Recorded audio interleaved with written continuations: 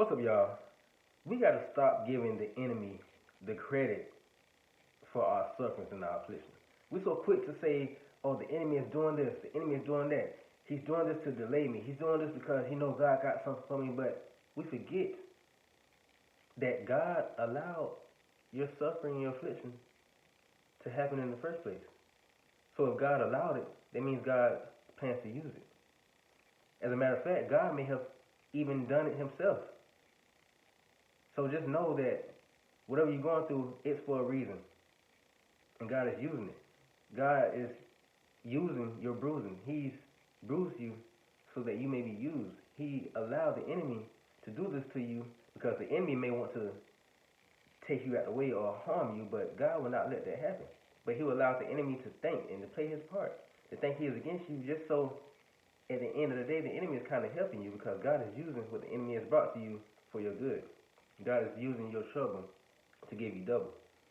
We must stop giving the enemy credit, because when we give the enemy credit for what God has allowed to happen in our life, we give the enemy credit for our suffering and our affliction, we tend to think that we are being delayed. We tend to think that we are missing something.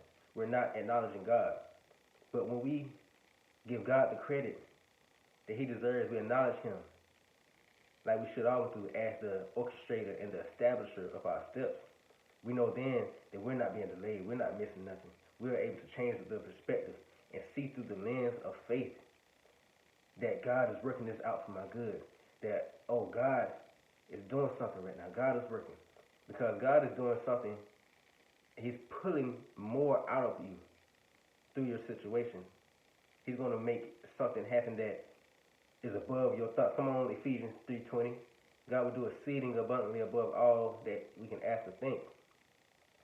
So look through the lens of faith so that you may rest in God's promises and that you can rest in his love seat called perfect peace.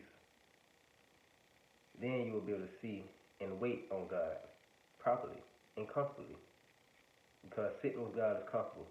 But when you're giving the credit to the enemy, you have anxiety. Give God his credit, because he will make it happen at his time. Come on, Isaiah 60:22. God said, I will make it happen at the perfect time.